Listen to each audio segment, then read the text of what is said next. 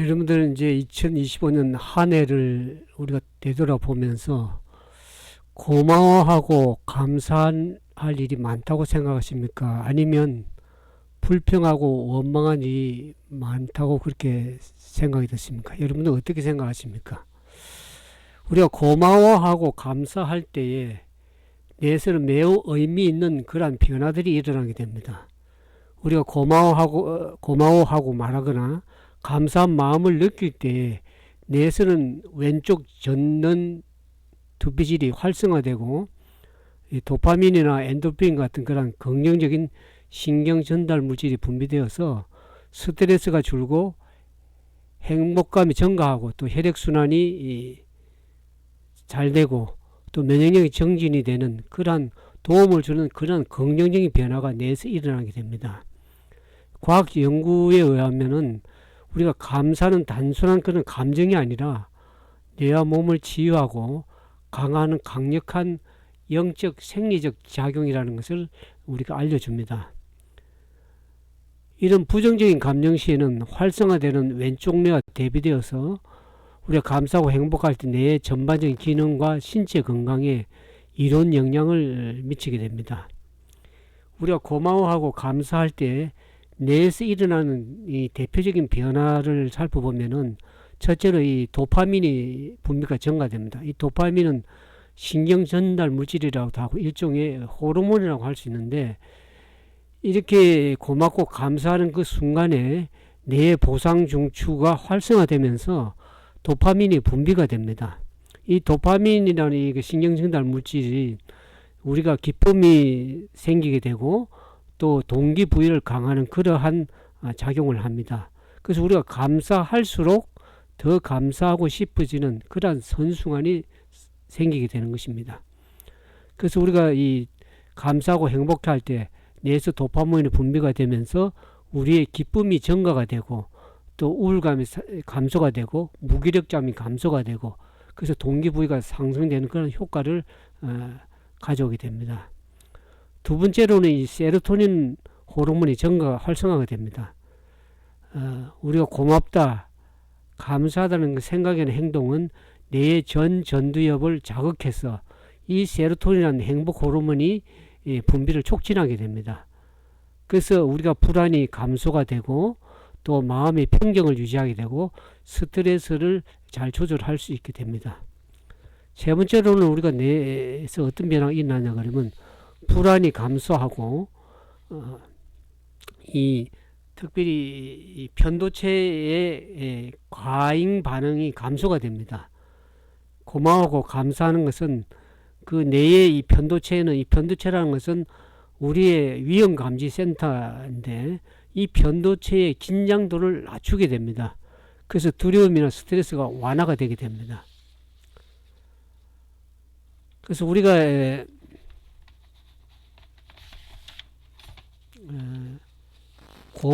고마워하는 마음, 감사하는 그 마음을 떠올리는 것만으로도 우리 뇌의 전두엽이 활성화가 됩니다. 그래서 이 전두 부위가 활성화되면은 우리의 판단력이나 성찰 또 선택, 영적 통찰력을 이 전두엽이 부위가 담당을 하고 있는데 그래서 이 전두엽이 활성화가 되면은 우리의 생각이 맑아지고 자기 조절하는 능력이 향상이 되고 사람과의 관계에 있어서 성숙한 반응을 하게 되는 것입니다. 그래서 우리가 감사 일기를 쓰거나 또 감사 기도를 꾸준하게 하게 되면은 우리 뇌는 감사를 더 빨리 더 자연스럽게 떠올리는 그런 우리의 뇌 회로가 재배선이 되는 것입니다. 그래서 불평하는 습관이 줄어들고 감사하는 습관이 강화가 됩니다. 그래서 이 전두엽이 이렇게 활성화될 때에는 우리가 장기적으로 우울이나 불안이 감소가 되게 됩니다. 우리가 신앙적 관점에서 보면 신앙적 관점에서도 우리가 감사하고 행복할 때 뇌에 이 깊은 그 영적인 깊은 의미가 있습니다. 우리가 성경의 데살로니가전서 5장 16절에서 18절에 보면 뭐라고 얘기하죠? 항상 기뻐하라, 쉬지 말고 기도하라, 범사에 감사하라. 이는 그리스도 안에서 하나님께서 너희를 향하신 하나님의 뜻이라고 그렇게 얘기를 하고 있습니다. 그러니까 우리가 항상 기뻐하라, 범사에 감사하라고 말하는 이유는 단순한 도덕적인 겉면이 아니라 우리 존재와 내가 기쁨과 감사에 반응하도록 설계가 되었다는 것을 알 수 있습니다. 그래서 우리가 고마워하고 감사하는 그 마음을 부드럽게 하고 그럴 때 더 하나님과 관계에 더 가까이 하게 되면서 영적 민감성이 회복되는 아주 강력한 그런 영적 원리가 여기에 있는 것입니다. 그래서 이 고마움이나 감사는 단순한 예의가 아닙니다. 하나님께서 우리 내에 심어주신 그 하나님의 은혜를 기억하는 능력이며 우리를 치유하고 새롭게 하는 창조의 원리라는 것을 우리가 알 수가 있습니다. 그래서 우리가 어떤 상황에 직면할 때 그 어떤 상황에 대해서 고마워하고 어떤 사람에 대해서 감사하게 될 때에 우리 뇌는 그 고통에서 벗어나서 기쁨과 평안을 선택하도록 그렇게 내가 변화가 되는 것입니다. 그래서 이 고마워하고 감사하는 것은 하나님의 형상을 회복하는 과정입니다. 그런데 이제 우리가 그러면 불평하고 원망할 때는 뇌에 어떤 상태가 일어나냐면 감사하고 기뻐할 때 일어나는 뇌의 반응과 반대되는 그러한 생리적인 변화가 일어나게 됩니다.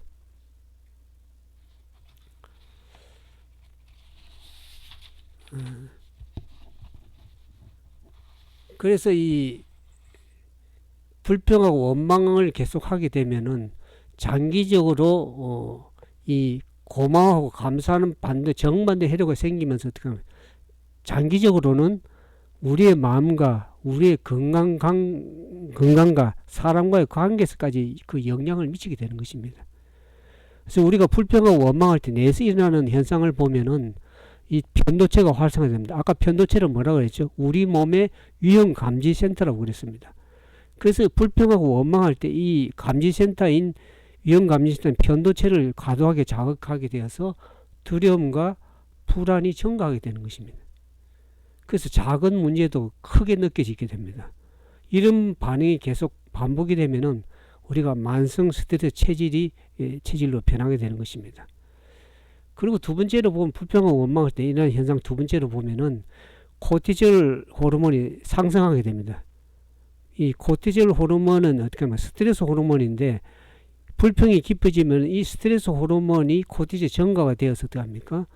우리가 더욱더 이 불평을 하게 되는데 특히 면역력이 저하가 되고 수면이 방해를 받고 집중력이 감소가 되고 기억력이 약화되면서 혈압이 상승하는 그런 효과를 내에서 변화가 일어나게 됩니다. 그래서 영적으로 보면은 평안이 무너진 상태라는 거기에 해당되는 것입니다. 그래서 우리가 이 불평하고 원망할 때 특히 이제 전두엽의 기능이 약화가 됩니다. 아까 전두엽의 부위는 어떤 역할을 담당하냐 그러면 우리가 성찰하고 어떤 것을 판단하고 하는 그러한 기능 역할인데 그것이 저하가 되는 것이죠. 근데 우리가 고마워하고 감사할 때에 이 전두엽이 강화가 되지만은 불평하고 원망이 반복되게 되면 이 전두엽이 약화가 되어서 어떻게 합니까? 그 결과로 인해서 깊이 생각하기 어렵게 되고 상황을 객관적으로 우리가 보지를 못하게 됩니다. 그래서 성급한 판단을 하게 되고 감정적인 반응이 증가되고 결과에 지혜가 흐려지는 상태가 되는 것입니다. 그리고 이거 불평 원망할 때 우리의 그 뇌의 회로가 점점 더 어떻게 합니까? 부정 회로가 강화되는 것입니다. 불평이 하나의 습관이 되는 것이죠. 그래서 우리가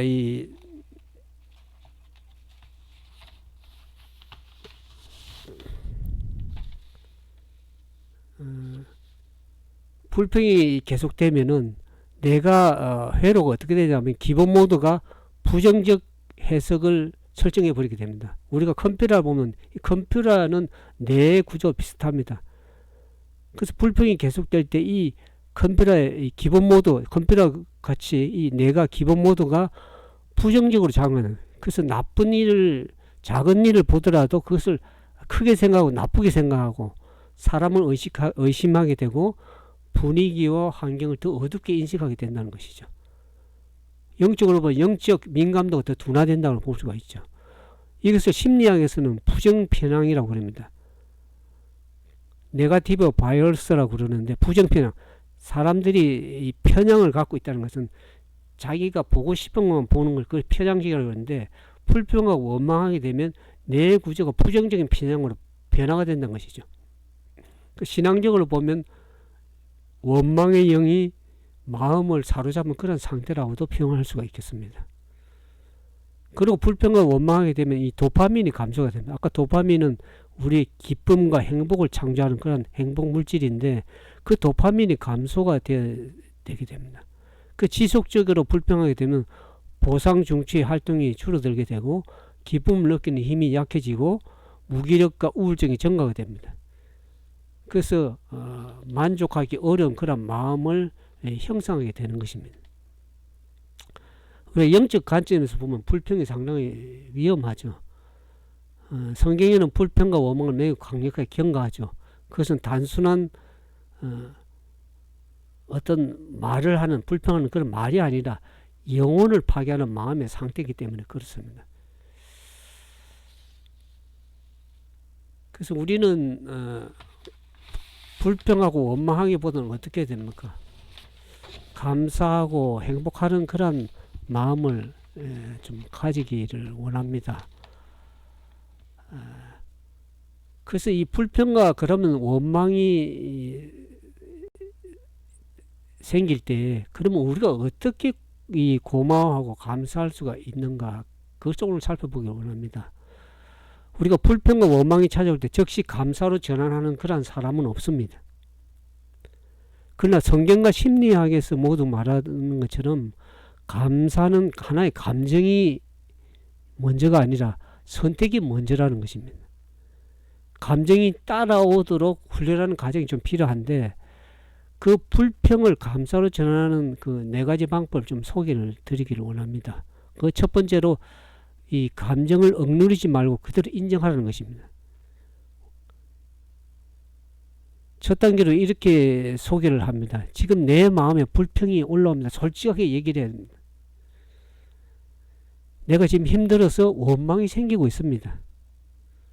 그래서 이 정직하게 하는 인정하는 것이 치유의 문이 생기게 됩니다. 문이 열어지는 것이죠.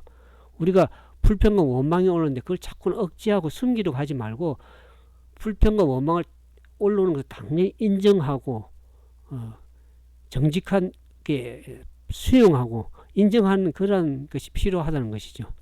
우리 성경에 보면 시편 기자들의 시편에 보면은 시편 기자들 원망하고 불평하는 것을 그대로 솔직하게 인정하고 얘기를 하지 않습니까? 첫 번째로 솔직하게 인정하는 것이 필요합니다. 감정을 억지로 억누르면 오히려 더 위험하게 되는 것입니다.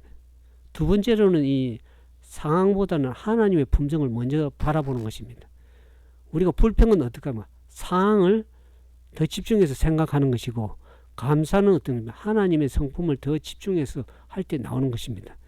하나님은 선하시고 하나님은 실수하지 않으시고 하나님은 나를 인도하고 계신다는 것입니다.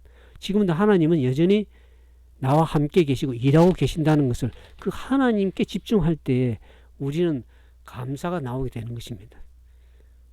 그런데 이제 상황이 감사할 이유가 없을 때도 하나님은 여전히 우리와 함께 계시는 분, 그분은 선하신 분이라는 것을 그 사실은 변함이 없는 것입니다. 이것이 감사의 토대입니다. 그래서 이 작은 우리가 어떻게 불평을 원망하지 않으려 그러면 하나님의 선하심, 하나님의 집중함 뿐만 아니라 먼저 작은 것에 감사하라는 것이죠. 작은 감사를 입으로 표현하는 것입니다. 감정이 동하지 않아도 말이라는 것은 이 마음을 끌어다니는 힘이 있습니다. 그래서 우리가 어떻게 얘기하면 좋으냐 그러면 오늘도 숨을 쉬게 해주셔서 감사합니다. 시작할 힘을 주셔서 감사합니다. 완전히 망한 것이 아니라 그래서 감사드립니다. 그래도 주님이 나와 함께 계시면 감사합니다. 이러한 작은 감사 하나가 우리 내의 불평 회로를 끊고 감사 회로로 내가 활성화되는 것입니다. 그리고 네 번째로는 우리가 이제 어떻게 감사할 수 있냐 그러면 우리의 초점을 잃어버린 것, 없는 것에 초점을 맞춘 것이 아니라 남아 있는 것, 그것에 감사하는 거예요. 사람들이 어떤 사람 보면 물 한 컵을 볼 때, 아, 이것밖에 안 남았네. 이렇게 얘기하는 사람이 있고, 어떤 사람은, 아, 이것까지 남아있네. 그렇게 표현하는 것은 벌써 마음의 표현이 생각하는 구조가 다르다는 것이죠. 그래서 불평은 없는 것, 잃어버린 것에 더 초점을 맞추고 있는데 비해서 어떻게 보면 우리는 남은 것, 현재 가지고 있는 것, 없는 것을 바라보지 말고 남은 것을 생각하면서 그렇게 될 때 우리가 시선이 바뀌게 되죠. 그래서 우리가 더 감사할 수 있고 불평하지 않고 원망하지 않고 더 행복한 마음을 가질 수 있는 것입니다. 그래서 이런 감사와 행복, 건강하고 내가 이렇게 행복 호르몬이 잘 나와서 우리가 더 우리의 몸이 건강해지고 마음이 행복해지려면은 그런 감사 분위기를 우리가 끌어와야 되는데 특별히 가정에서부터 또 교회라는 신앙 공동체에서 이 감사 분위기를 어떻게 끌어올 것인가. 여러분들이 불평하고 원망하면 그것이 전염이 된다는 걸 알고 있죠. 우리 성경에 보면 이스라엘 백성들이 그 12정탐꾼을 가나안에 보내면 어떡합니까? 그들이 보고를 들을 때 얼마나 불평하고 원망을 알게 되죠. 그때 그 불평이라는 것은 다른 사람들의 전염이 되는 것처럼 감사도 전염이 되는 것입니다. 우리 가정에서 우리의 신앙 공동체인 교회에서도 우리가 감사하게 될 때, 고마워하게 될 때 어떻게 하면 그것도 전염이 되어 다른 사람을 감사하게 되는 것입니다. 그래서 우리가 감사하는 사람과 대화하면 그 마음이 어떻게 보면 감사의 마음이 올라오는 데 비해서 불평하고 원망하는 사람 옆에 있으면 다 같이 함께 불평하고 원망하게 되는 것입니다. 그래서 우리가 이 감사라는 것은 자연스럽게 되는 것이 아니라 우리가 의식적으로 어떤 선택을 해야 되는 것입니다. 우리는 불평하고 원망하는 것은 저절로 마음속에 올라오는 것을 막을 수 없지만은 우리가 어떤 것을 선택은 할 수 있습니다.